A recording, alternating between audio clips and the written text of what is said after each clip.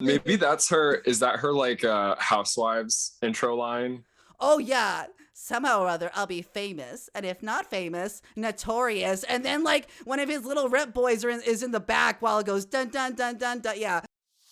Hey there, thank you for tuning in to Library Hours. My name is Brice, and I am a gay trans dude who lives in North Hollywood. I think that's about all you would need to know about me before we get started, because to be honest, what are these sort of self-indulgent little podcasts but just, time capsules, diaries? And I figure I could do a big spiel to let you know everything about the podcast, but essentially all you need to know is that I'm going to be doing my best to make sure that this is something that is actually helping the community. I also really strongly believe in the Fight for 15 movement. I think the minimum wage is way, way, way too low nationally. I think even $15 is not cutting it for the people who have to live in big cities. Just so you know, they estimate that it costs about $156,000 to be able to live comfortably in Los Angeles County. Yes, that is right, $156,000. And I'll let you know, I do not make anywhere near that amount of money. But what I can do is I can try to raise the money, or I can just pay out of pocket, and I can have a couple less luxuries that month. And I can make sure that if I'm bringing somebody on my show, that they know, even in a tiny monetary way, that their time is appreciated. And then I'm going to fill in the gap on the amount that I think that they're worth with paying attention. Because God knows I could use the practice at listening to other people better. And if you are tuning in, you might feel the same way. So thank you. So every single penny of profit that I will be making on Library Hours is going to a mutual aid called Solidarity and Snacks. They self-describe as a raging mutual aid crew distributing supplies in Skid Row every Saturday. And that's a Skid Row that's in downtown Los Angeles. You can find them on Twitter at Solidarity Snacks. That's Solidarity spelled the way it usually is spelled, and then Snacks, S-N-A-X. I just want to say to the people who do that work, as a child, I didn't always know where every meal was coming from that I was going to have. You are very appreciated. And that's all I'll say on that. Okay, enough sentimentality. I cannot handle it, my little brain. Let's get back to the fun stuff. I actually had my eureka moment of what I wanted my first episode to be about when I saw a tweet from my friend Michael Sullivan. He's a former entertainment journalist at Variety who now works at a PR firm helping companies talk less and brand speak. And if anyone wants to take my lead and follow him on Twitter, you can find him at Sully Has Thoughts. That's SULLYTHOTS. So yes, let's get into my interview with Michael Sullivan and the topic of celebrity apology.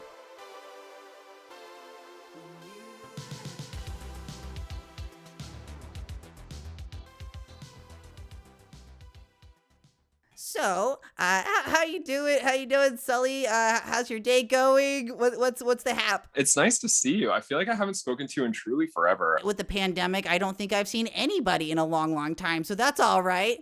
But I'm very happy to see you. What have you been up to lately? Like watching or playing? What are you obsessed with right now? Watching or playing? I actually, so for probably much of the last year, I've had a lot of ideas of projects that I wanted to do and not gotten anything done. And then in the last couple of weeks, I've sort of overcorrected, and now I'm doing a lot of stuff for me. I'm like trying to pick up. I used to study Japanese. I'm trying to pick up Japanese again. Oh wow, that's amazing. I'm doing French, and so much closer to our to the English language and etymology. So you're taking a much bigger leap in your learning process than I am. So I would call that active. Yeah, I have a few years under my belt. I just have forgotten all of it. So I've kind of in a more considered way been picking that back up. I'm like doing some writing for myself. I'm studying for the GMAT because I may go back to grad school. I'm having kind of a crisis of I'm spinning out is the truth. You're wanting to know and it was actually one of those sort of statements that you made over Twitter that inspired me to invite you on the show.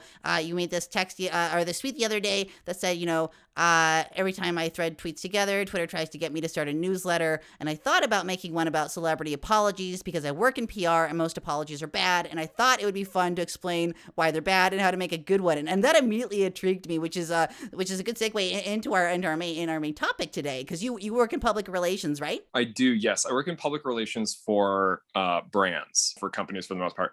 The celebrity thing, I have a background in entertainment. I used to be an entertainment journalist. Right. And I think apologies are really fascinating because, well, one, I mean, why do we like celebrity gossip? Because that's sort of my new show of people fighting with one another is sort of intrinsically interesting. But as a coda to that, I think the apology is really interesting because people are really bad at it. Oh, well, people are very resistant to making them. I know when I'm in my ego the most, it's when I'm least likely to want to be looking at my own culpability in things. Oh my God, me too. And this is why I go back and forth with whether or not I want to do this, Colin, because like I'm also somebody who gets in his feelings, and I feel like I could very easily be the person who's like, I don't have to apologize for shit. What are you talking about? When I really do. Oh yeah, I think I've been the number one thing I've been working on over the last couple of years, especially as I present more as a dude, is I know like apologies are so rare, and the ones that are without equivocation are like almost non-existent, especially in American culture. I never ever hear a dude say, I'm sorry, I fucked up, I shouldn't have done that, and that's it. You almost always have to hear about the intention, or what they ate that day that made them that way. And so when you were talking about the subject of apology and celebrity apology and cancellation and all those sort of things, I just really got my motor revving of like, how can I be a better person in accepting my own faults, and maybe like, like you said, mapping that onto celebrities that way we do in order to humanize them, through their bizarre stuff that they go through. Maybe we can get some insight into ourselves, or if not, at least have a good time for an hour. If we don't learn anything. Funny that you bring up equivocation, because I in gathering my thoughts together about the subject, whether or not I'm going to do this column, that's actually point number 2 of a good apology, is it doesn't equivocate. Right. So you're totally right. Like it's a lot of like, I'm sorry I'm sorry if you were offended, or I'm sorry but I was having a bad day. Like, no. Do you think it's harder for celebrities to get away with stuff today? They're expected to have this direct sort of dialogue, or it feels like a dialogue. It's usually actually like much more constructed and one-sided with their public, as opposed to like, the celebrity of yesteryear, where you would be like in a celebrity gossip column, and you would talk to one reporter. Now you have an entire like internet coming at you if you misspeak, like a Chrissy Teigen or whatever. Yeah, totally. No, completely. It's a really interesting question, because this came up in response to the tweet that I posted. Somebody else was like, "Oh, what is an apology if not to help someone dodge accountability?" I don't know if I'm answering your question exactly, but I'll finish this thought and then you can tell me. No, that sounds exactly where I'd like you to go. Okay. So I think the framing of like, oh, is it harder for celebrities to get away with something? Is it harder for them to dodge accountability, is kind of missing the point of an apology. I think a good apology is about owning accountability, not about dodging it. I think if you go into it thinking that this is your way out of something, then you're already coming at it from the wrong angle. Whereas if you're trying to make it part of your narrative, and part of something that you're owning and trying to do better and correct for, or overcorrect for, then you're coming at it from the right direction. You're coming at it from a very honest place. I think of I don't know why this example just popped into my head. It's a really odd one, but do you remember Asia O'Hara's finale performance at Drag Race? She tried to have the reveal of the butterflies coming out, and unfortunately, she was not able to test it because it involves live animals. Trigger warning for all of that. Of like a bunch of butterflies died or flopped out of her boobies. Was that what it was? And it was in her brassiere, and she had like a hatch or something. I remember. Yeah, but what were you gonna say about that? It was in a few places. Yeah, she had some in her brassiere. She had some on I think a corsage, and the idea was her body warmth would I think for we're getting way too in the weeds on this, but for butterfly related stunts, you kind of chill their bodies so they get almost like cryogenically frozen, and then your body heat warms them up and then they flutter away. But I guess she wasn't wearing the costume in enough time for them to thaw. So yeah, the Encino Man moment did not happen. Oh God. This could be completely spurious rumors, so I should caveat before I have to apologize. So in any case, it was a disaster, and some butterflies were unfortunately stomped on, and she came out with a big apology. She made a big donation to the ASPCA, and then she kind of has fun with herself making jokes about butterflies and butterfly motifs, and it wasn't about her saying, you should cut me some slack, or if this had gone right, you'd all be gagged. She said, no, I really fucked up. This is a huge mistake, and I deserve kind of the clowning that I'm getting. And I'm not trying to, I don't wince every time somebody says butterfly in my presence. I own it as part of my narrative, and I'm not trying to dodge accountability for a poor choice that I made. I'm making it part of my narrative. And so that's what I think when it's like, do celebrities have a harder time getting away with things today? Yeah, probably. But is getting away with fucking up the goal, or is owning the fuck up and making it part of your narrative and committing to doing better, just better for everyone. No, I think that's such a fascinating point, and especially you like including the detail about how she made a donation. She was like, here's a material change that I'll put out there to show my good faith towards changing as a person on that mistake I made.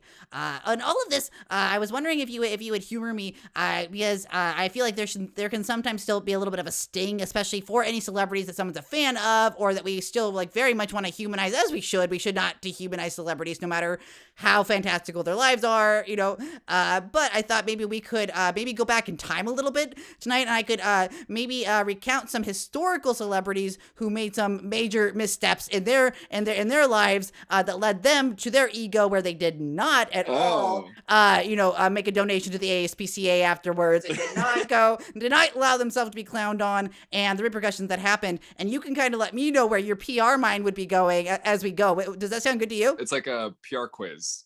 Oh yeah, no, this is like so game show corny. But I figure I just want to also like let a little of this gay icon history not go to the wayside to the children who might be listening. And so I'm gonna whiff this so bad that I'm gonna talk myself out of even doing this project. But yeah, let's. Oh no, let's demoralize you further. That's exactly the point of my show. Let's make me have to apologize for clowning on. You said these are historical figures?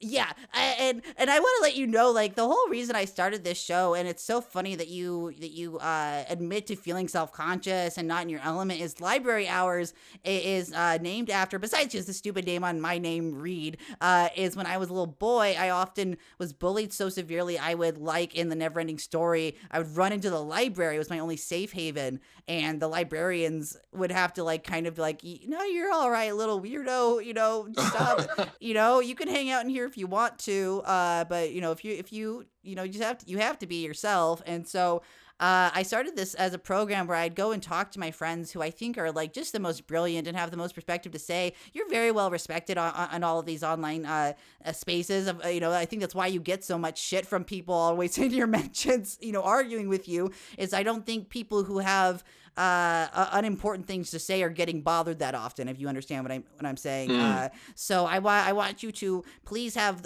all the confidence that I have in you, as you're very, all the times that we've discussed, art and movies and stuff. I've always thought you to be very, very intelligent and insightful. This is so flattering. Yeah, no, it very much is like me wanting to promote my friends. I don't want to bring on just people who I think are the biggest names I can get, but I do think that you are well respected. I want to talk about the things I find interesting with the people who I find to be not boring. So the first person we're going to talk about, probably the epitome of not of someone who is unboring, but for the better and the worst, a Mr. Oscar Fingal O'Flaherty Wills Wilde. Oscar Wilde is our first subject. Infamous figure. The writer of The Importance of Being Earnest and The Picture of Dorian Gray. He was one of those wasps who came from a well-to-do family and afforded him the privilege at the time. Sodomy was still illegal in an imprisonable offense, and because of him, it actually got worse for the queer people of the UK. So he was somebody who, even from when he was young, he would say stuff like, he was on record saying, "God knows I won't be afraid of Oxford dawn. Anyhow, I cannot live without desire, fear, and pain. Self-poised, self-centered, and self-comforted. I'll be a poet, a writer, a dramatist. Somehow or other, I'll be famous. And if not famous, notorious." So, like, if you've taken a meeting with someone That's like so this, queer. are you excited, or are you daunted to have someone who speaks like that about himself? That's such a queer. I love that self-framing. Maybe that's her. Is that her like Housewives intro line? oh yeah, somehow or other I'll be famous, and if not famous, notorious. And then like one of his little rep boys is in the back while it goes dun dun dun dun dun. Yeah, Love it. he basically lived about as openly as you can. He had a wife who was the Irish author Constance Lloyd. Of course, he ignored her whenever the purse strings weren't flowing for him. His most notable book, The Picture of Dorian Gray. This was the preface of it, and you can let me know like what would your reaction when you hear this one of like, because remember at the time you had to keep things on the DL. The Picture of Dorian Gray has a very obvious homoerotic like love triangle between three men is part of the plot, and this is what he put in the press. He said, "There's no such thing as a moral or immoral book. Books are well written or badly written. That is all." And there's maybe no such thing as an immoral book, but can the same thing be said for immoral press releases and public apologies? Like, where do you think you see him feeling at all like bothered to look good to the press when he's like, no, I'll put this at the beginning of my my most paramount work. So this is a tricky question because you're asking about the mores of the time, and I'm sure that this is scandalous for its era, but I kind of feel like today not so. It doesn't have a lot of air today, so yeah, it is very hard to contextualize and without comparing it to something that today still would have to have a false conflation of like people who can consent together. So I don't really want to get into the weeds there. It is at the very time saying like because he wrote that in the preface, it was published, he was getting ahead of his own bad story, which also leads to someone who is very much trying to control the narrative, so to speak. He's like, here's what's gonna be on the record for me. It's my record. I don't think that's a terrible defense. What is it? There's no moral book or immoral book. There's only good writing or bad writing. Yeah, which is also another very queeny bitchy thing to say of like, even, whatever I'm writing about, it's still better written than your book, bitch, I kind of like it. I don't know. If I were his publicist, I'd kind of be like, yeah, queen, go off. Like that's the, as far as spin control is concerned, yeah, I don't think it's that bad. It's a little bit of, whataboutism. Like if you're bothered by my book, you shouldn't be bothered by its content. You should be bothered with whether or not it's good quality. Or maybe like if you're reading too much into things, that's a you problem. That's a you problem, exactly. I do like as far as deflection techniques are concerned, I am a big fan of if you read that into what I said, yeah, that's not on me. That's something that you felt. And I'm sure at the time, all of these societies were so repressed and wound up. I think it is only because of appearances that like the actual trial took place. So basically what happened was he finally came up against someone his own size in terms of like this persona that he was building in his own mind. A large part of it was like a public persona that like a RuPaul character, how he kind of built that with his partner Matthew at the time, where it's kind of an amalgamation of who RuPaul actually is, but then also like this fantasy character. Oscar Wilde really like literally did that. There was a character in a Gilbert and Sullivan show that was based on him, and he was friends with Gilbert, and so it was sort of a symbiotic relationship where he started affecting this persona more and more as he just kind of lived that fantasy. It came to a head when he had this like 22-year-old twink college student boyfriend named who was named Lord Alfred Douglas, who's known as Bosie to his, just like this really lithe little like blonde kid. Yeah. Unfortunately, Bosie's dad was the Marquis de Queensberry. He was the dude who kind of gave us the sport of professional boxing. He set up all the regulations and rules as we know them today. So very mask, very straight culture sort of dude who did not take kindly to the fact that Oscar Wilde kind of seduced his son into dropping out of Oxford, basically just committing career suicide in his father's eyes, and like gallivanting all around Europe, as Wilde was coming to prominence with his works that were coming out, like Ernest, doing so crazy well. And he started like harassing the couple up to the point of even breaking into Wilde's home with a bodyguard to like physically threaten the two. Like, wow, yeah, stunts. She's a stunt queen. At the time, we did not see anything like this happening. It caused such an uproar. It came to a head when Queensberry went up to Wilde at a social club and handed him a card that said, to Oscar Wilde, posing sodomite. And using the word sodomite, that was like the legal like term of like, I'm putting it out there to everybody that you're doing something that you, by all rights, should be killed for. Because like a lot of time, if you went to an English prison, you were not coming back out. I think the word sodomite is really fun and queer. I miss buggerer, because I know that was also a contemporary term. Yeah. That was a big miss. A note calling him a sodomite, huge miss. When buggerer is just sitting there on the table. I mean, come on. I will say though, for Oscar Wilde, for my client, this is really great because we have a stunt queen and she's giving us a victim narrative. Yeah. And I think there's a lot of places to play off of here because, you know, sodomite or not, if you're breaking into my home, I'm going to use that against you.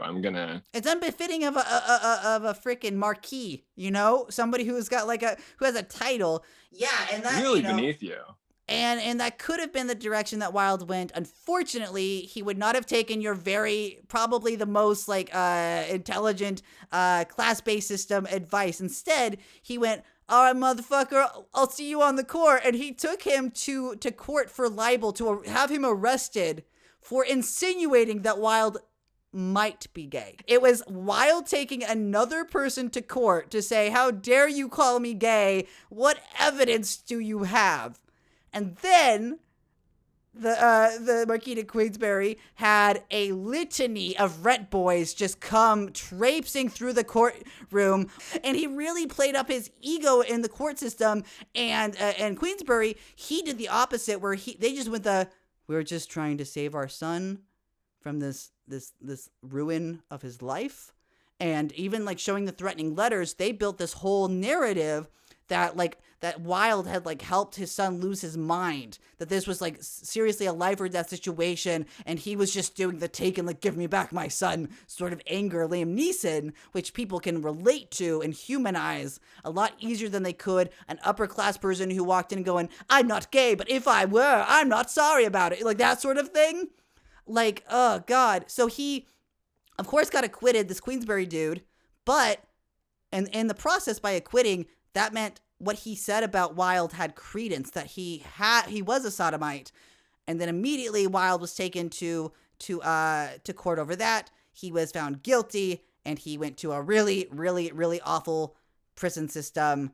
And it was awful for him on a personal level, but the generation that followed him, it was devastating, because now that really, by having a high profile case, it made it more likely that your case would go to trial. You know, you wouldn't just be harassed about it. And then a whole generation actually, and this is something, one of the reasons I want to bring it up is a whole generation hated Wilde for this. It wasn't until the 1960s that being a sodomite in England ceased to be illegal, a jailable offense. Well, and what of those poor rent boys that were dragged through the court because they're, sodomites by association? I will say, what strikes me most about this is this Marquis de Queensberry has a faggot son. Yeah, who was unapologetic the entire time. Anytime he would come, he'd be like, Dad, get the fuck out of here, because he was openly gay. He was like, I do not care. Dad, I don't need you, Dad. It was there are passages where you just see him go get out of here, you little weird man. I'm going to do my thing. It was that dude did not get affected. The father and son were the ones who were the most open about everything and kind of laying the cards on the table. Do you think it really was that Wilde tried to play up his own grandiosity and his celebrity? Because that's what I feel, is that if he had humanized himself and kind of let the persona go, he probably would have gotten more leniency as an upper class person. And the Red Boys, who their testimony they had to do a retrial, because they of course did believe these lower class people who, if their testimony deviated at all, Wilde's lawyer threw them under the bus. It was awful. Do you think that it really, if he had just let go of the Wilde of it all, that he could have probably gotten away with it? I mean, by your description, it sounds like it, but I'm struggling to think of him as my client now, because I just feel like it's so queer and so fierce to be I know that, if I act my class, then I can probably weasel out of the terrible legal repercussions that are coming my way. But she was like, no. Well, she did say you have to prove that I'm queer, but there's and then they did by just pointing at him. There's a sort of there's a Liberace-esque quality where it's like it's uncouth to say someone of a certain stature is queer, even though it's like, I'm sorry, look at him. Like, yeah, there is the whole like complication of what even gay or queer was at the time, because he, by all accounts, he did have like a good relationship with his wife. Was actually like attracted to her, but like he just like was into men more and didn't really want to have the responsibilities as a family man outside of like what he got out of the money from it. Ultimately, Wilde just ran out of money. He couldn't go work. Obviously, he couldn't even get rooms in hotels without a lot of difficulty, because they were like, now you're gonna bring boys in there, and so I don't know. If anything, cautionary tale. Don't rat out on your rep boys when they're supposed to have your back. It really tells you that there's nothing new under the sun, that the father used the, faggots tried to recruit my son excuse, when like that's what people still say today is like, the gay agenda is converting our youth, as if we could change who people are sexually attracted to. Oh no, you go look at pictures of little Bozy, you're like, no, that's a gay boy. That is a gay boy. Yeah. Moving on to one of my other gay boy fascinations, the next subject that we'll tackle tonight, before I let you go, is one Marie Antoinette. Her full name, like Wilde, has a fun name that's like 14 names. Maria Antonia Josefina Johanna. She was born in 1755 in Austria, and she died in 1793 in France. She is a figure that most people, probably know as a very cartoonish sort of like caricature of the face of the aristocracy before the French Revolution happened and feudalism was dissolved in France. What do you know about Marie Antoinette? I know that she said, let them eat cake when the poor asked for bread. Right. And that she was beheaded during the French Revolution. Yeah, and that's usually about what like the American U.S. history education system is like. That's about all you need to know. Don't think too much about what the workers were going for when they were doing these things.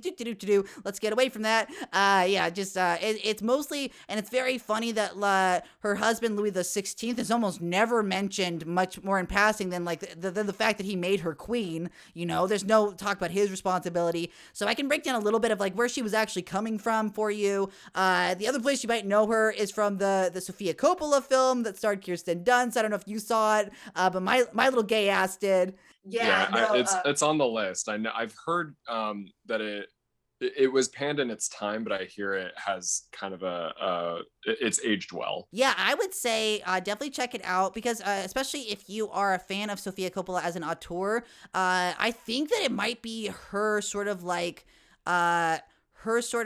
memoir, sort of like through metaphor of what it was like to be a young legacy of the Coppola family.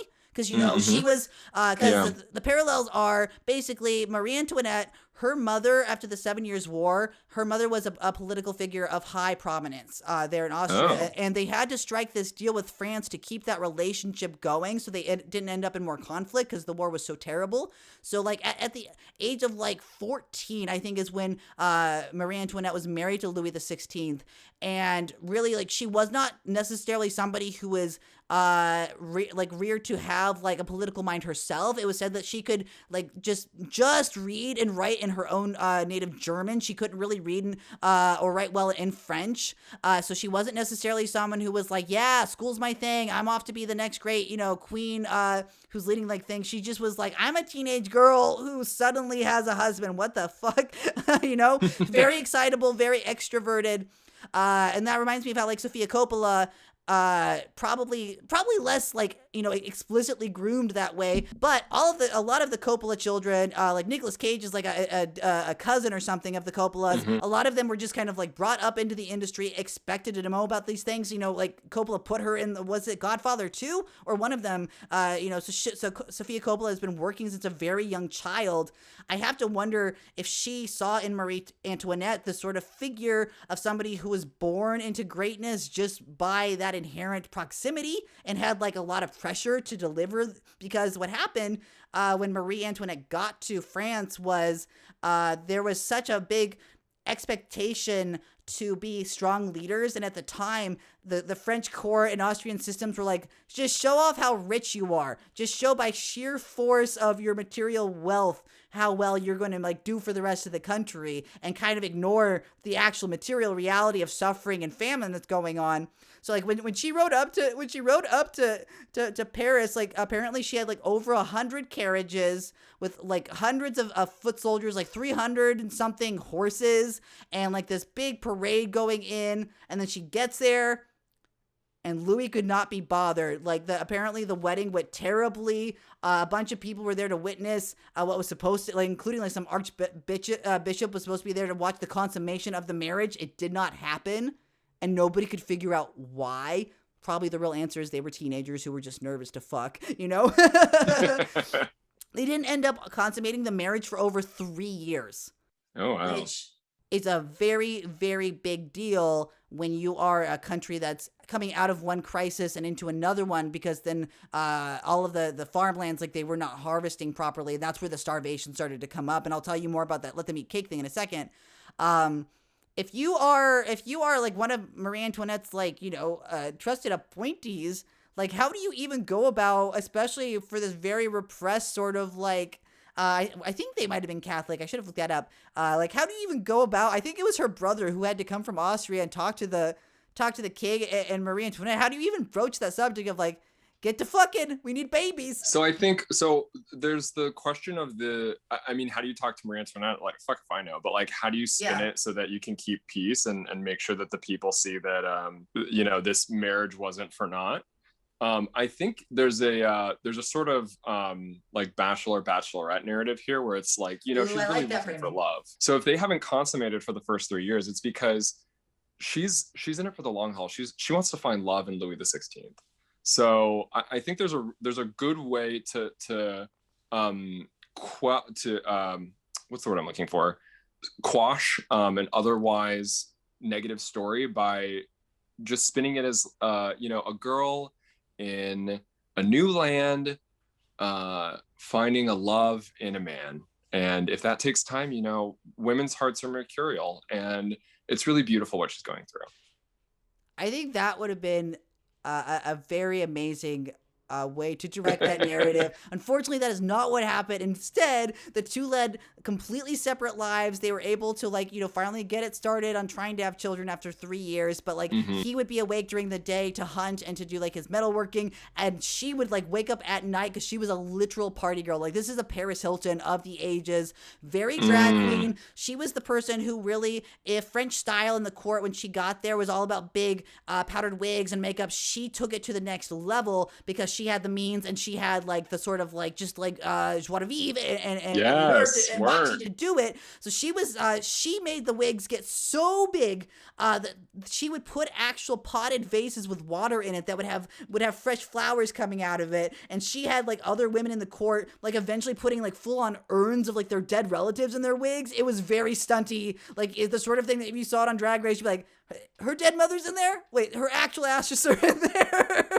I'm surprised nobody's done that yet. That is a serve. Around the time that the famine started really, around the 1770s, there just was no food. There were actual riots breaking out over a lack of bread. So there, that let them eat cake thing is actually apocryphal. She didn't say that. It was attributed to her in a book like a century later. But the etymology that I could find for a quote actually was written around the time that she was 9 years old in Austria. So it's very unlikely that this could actually be about her, because that Jean-Jacques Rousseau, he had a book called Confessions that said, "At length I remembered the last resort of a great princess who, when told that the peasants had no bread, replied, "Let them eat brioches." So, like, how would you go? So that my question on this whole thing, because that was really great that you brought that up. How would you be doing the damage control at the time, knowing that your client was a 9-year-old girl in another country, had no idea she was even going to become queen, and now there's this really nasty rumor going around that while people are literally starving in the streets, she told them, like, fuck it, I don't, how much can a banana really cost, Michael? $11? Like, that sort of disconnect. How are you doing damage control to let people know, like, no, the queen knows what's going on. She might be wearing a bracelet. Like, literally, she wore bracelets that were worth the same amount as, like, mansions in Paris at the time. And she's building this place called Versailles, which, yes, it is worth the equivalent of $2 billion in 2020 dollars. That's $2 billion with a B.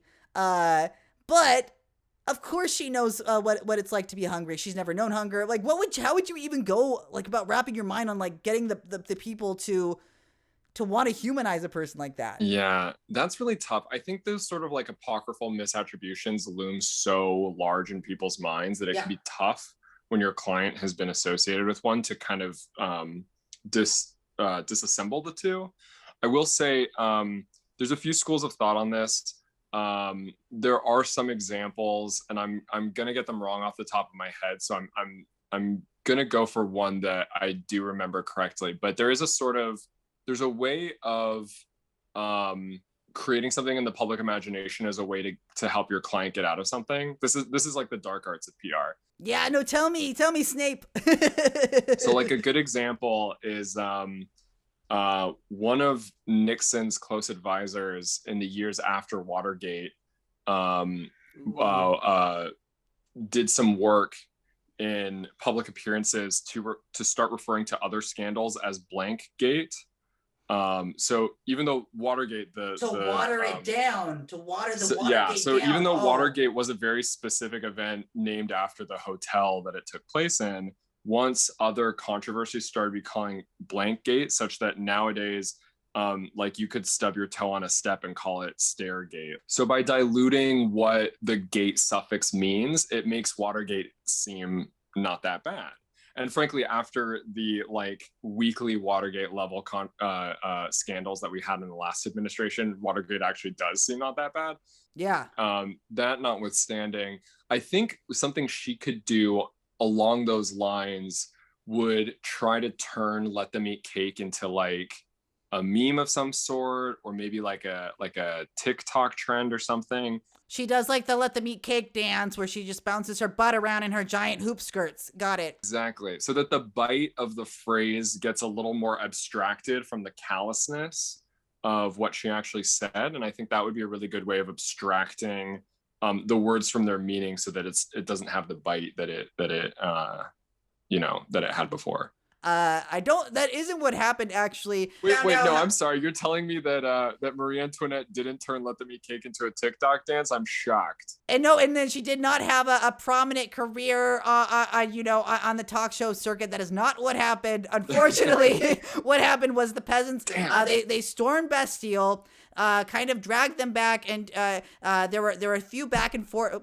There were a couple back and forth attempts where Marie Antoinette, by the way, at this point, she's in her late 30s. She's really kind of, like, had it with the French people, She is not necessarily, like, understanding of the new sort of government that's being put into place. She thinks it's just a bunch of lower class people taking away what she has been, like, thrust back and forth, around having no agency. She actually tried to mount a couple of counter-revolutionary attempts where she was going to try to escape back to, I think, like, the Netherlands or something with her family, and they just kept getting caught because, of course, the entire time, this is how stupid she was. She'd be like, all right, everybody, we're going to get in these secret carriages. All right, let's make sure that we have a wine cellar or a chest for it. It's going to be big and extravagant. Let's make sure it's covered in jewels. And they would just keep catching her because she could not do anything discreetly. I'm kind of obsessed. That's a real flex to be like, I can't even, like, escape subtly. Can you imagine Kim K like having like doing something so bad she needs to flee the country, but then she's like, all right, but get the Swarovski crystals on the outside of the exterior of the jet before I leave, but just make sure no one sees it. I love it. I love it. I respect that drip so hard. Really, I think that's amazing. Yeah, if the drip was harder from her neck, because on October 16th, 1793, she was executed by guillotine, and that's the ultimate cancellation. You don't come back from that. That's not a deactivate your Twitter sort of thing that you can walk back. So now I'm even like saying like, how much control and agency did Antoinette have over such a tragic thing, and like, how much control do celebrities have in their own lives? Can they Wow, profound. because there are like celebrities that you think about that you're like, oh yeah, I just only think about you when you do a gig. Otherwise, where are you? Like Sandra Bullock is a good example. Like, what the fuck is her social media? I don't even know. Maybe she has an Instagram where she posts, but like otherwise I think she just minds her business, owns a lot of houses. Yeah, no, that is the best type of celebrity, is that you're generally well liked by everybody. You keep your nose out of controversy, and people only really think about you when you have something good to promote. That's like ideal. Oh, and then like maybe you even like are able to get ahead of like, I heard that like that Brad Pitt fella, he kind of owns up to like some of his white privilege stuff by like he's been like executive producing, or not executive producing, but he's been in helping to like get a lot of really great movies made and like make that difference there. Do you think there is a responsibility of celebrities, especially like the more privileged you are and those sort of like systemic axes, to be doing those direct actions that kind of like put your best foot forward, as opposed to like putting your head forward like Marie Antoinette did to get guillotined? Yeah, the accountability thing is, in that sense, is kind of tricky. So the example that springs to mind is Scarlett Johansson and Rub and Tug. Do you remember that incident? Oh, do I? I got interviewed by Al Jazeera for that. I can play a clip for that, because I was able to like kind of like break down all of the ways. What were you going to say on it? Because so all these celebrities have they have their own production companies. Brad Pitt, like you mentioned, he has Plan B. But most, blue chip celebrities have their own production companies that exist solely to help them find their next Oscar project, basically, right, or their next film project that helps kind of build their celebrity persona or brand in a specific way. But it's usually for Oscar projects. So when Scarlett Johansson's production company picks up a project like Rub and Tug, it's to position her to win an Oscar. right. And then when she pulls out of the movie, because rightly so, it's insane that in, what year was that? 2018, 2019, to tell a celebrity that like, you really shouldn't be taking roles from trans performers anymore. The project then goes away because one of its big financial backers was her production company, and they don't have the funds to produce movies that aren't in service of their ultimate goal, which is to help position her for awards. Brad Pitt's Plan B produces tons of movies that he's not in, because even if it was founded with that goal initially, it's become big enough in its own right that it can float projects that he's just an executive producer on. And say one of those movies wins an Oscar, then he, wins the Oscar for producing it, but not for acting in it in the same way. Most of these production companies are too small to be able to float that kind of cash. And so I think in terms of celebrity apologies, actually, I think, and you may disagree with me on this one, and I think this is a fine disagreement to have, between the cis person on the show and the trans person on the show. Oh, sure. Yeah, no. Full disclosure, I'm the trans person. But I'm of the opinion that hers was actually one of the better apologies. I don't have it in front of me right now, but when I think of good celebrity apologies, it's one that springs to mind, because it shows a lot of understanding of who she hurt and how she hurt them. And that I think is a really important thing to do in an apology. You want to be you don't want to equivocate, and you want to be very specific to demonstrate that you understand who you caused offense to and how you offended them. A lot of people fail on that very simple point. So I think she did a really good job in that. But at the end of the day, that movie doesn't exist anymore. That role doesn't go to a trans person because there is no role to go anywhere. Yeah. And so that kind of sucks. I think that part does suck. That was I believe that was her second apology, actually. And that one was so good because her first one actually kind of ate shit so badly. And that was why I got interviewed. Was her first one, she got very defensive, and she took it as sort of an angle of, well, other people have been able to do it. Specifically, she cited that nobody came at Jeffrey Tambor for playing a trans woman, and what she did not know. And yeah, equivocating. But number two, that shows that she does not have enough trans friends to let her know, don't bring that guy up. That guy lost his job because he assaulted a trans woman on set. Well, you don't even need just trans friends to do that. All you have to do is pay attention to the news, because even Jessica Walters. It was Jessica Walter. He had that really, you remember with Ali Shawkat, is that Ali Shawkat? Is that how you say her name? Where all of the men just kind of made Jessica Walter just like cry.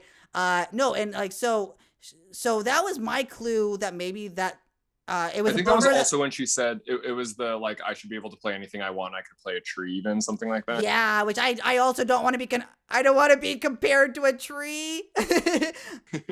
We're trans people in trees. They're huggable, and we both want to be out in a field away from cis people. So I guess that's like, I was fine with the film not being made, because if she had that little of a working knowledge of even trans gossip, then she probably was not getting the sort of reliable information to emotionally prepare herself to play that role in a way that would resonate with the trans audience, who we need to be serving more than. I think we should start getting away from doing these trans 101 trauma porn narratives, because that's like the number one thing I hear from my trans friends is like I don't need to see another trans person's like historical,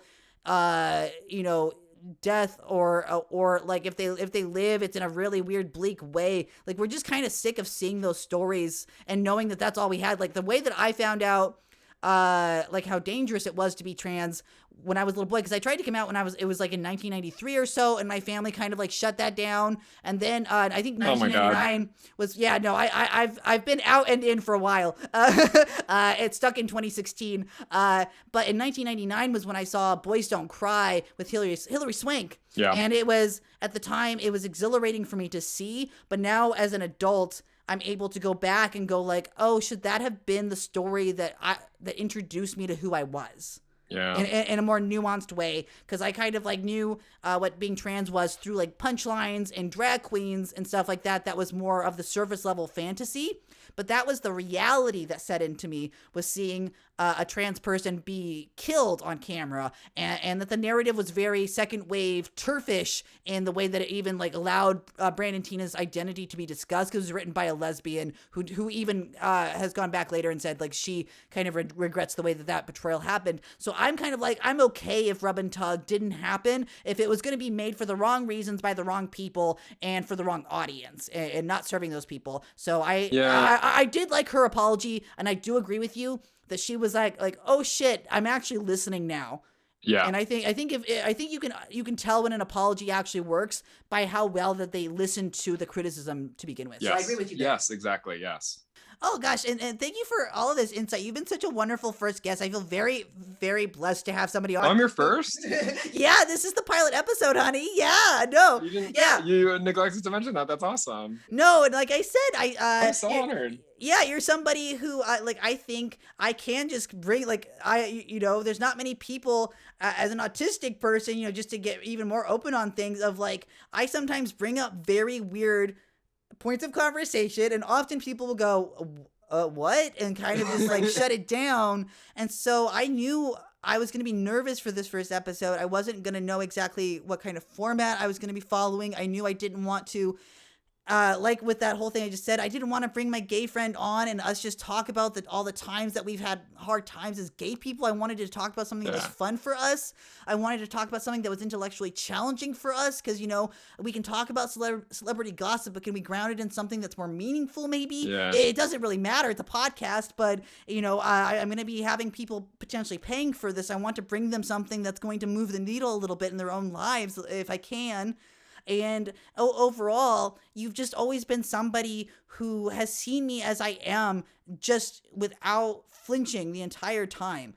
Every part of me has never been an issue to you. And I just wanted to say thank you so much. And oh my God, stop. Even just to profile you for a moment and encourage you in whatever way to please do keep expressing yourself that way. Start that newsletter or whatever you want to do, because I just think your mind is so great. And I think people need to have a wider audience to you than they already get through Twitter or whatever social media outlets you do. You stop that. This is, I have the thing of not being able to take compliments well, but this is I'm really flattered, and I take it, bitch, because I don't, because you know me, I also don't have a filter, but you know I don't often like blow smoke up anybody's ass.